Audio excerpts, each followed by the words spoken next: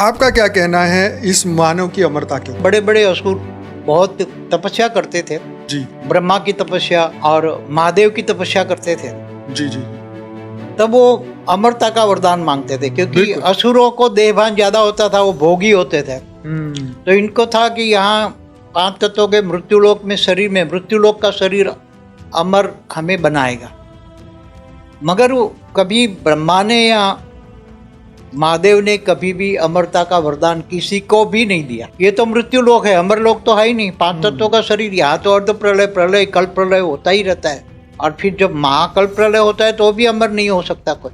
महाकाल प्रलय में तो अनंत कोटि ब्रह्मांडों का महाकाल प्रलय होता है, ब्रह्मांड भी अमर कहाँ हुए? अमरता की बात करते हैं तो वेदों में अमरता की बात की, वो क्या है फिर?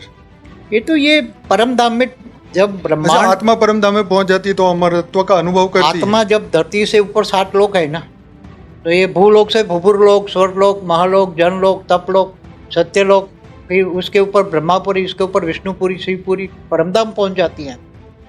तो ये आत्मा को अमर लोक कहते हैं, परमधाम को अमर कहते हैं, अमर लोक ब्रह्मलोक कहते हैं।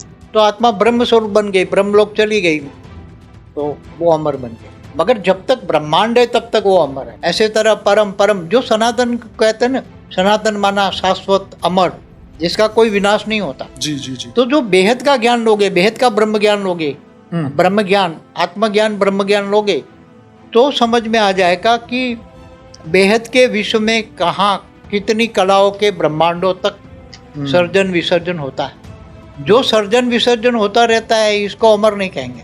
तो आत्मा यहाँ जीते जी मृत्युलोक में भी अमरता का अनुभव कर सकते, मगर ब्रह्म ज्ञान से।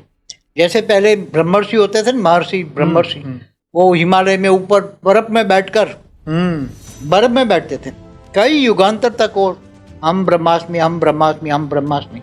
तो उसके अंदर से ब्रह्म स्वरूप के वाइब्रेशन निकलते थे और प्रकृति को सतोप्रधान बनाते थे। इनके हिसाब से प्रकृति के वायुमंडल सतोप्रधान बनता है।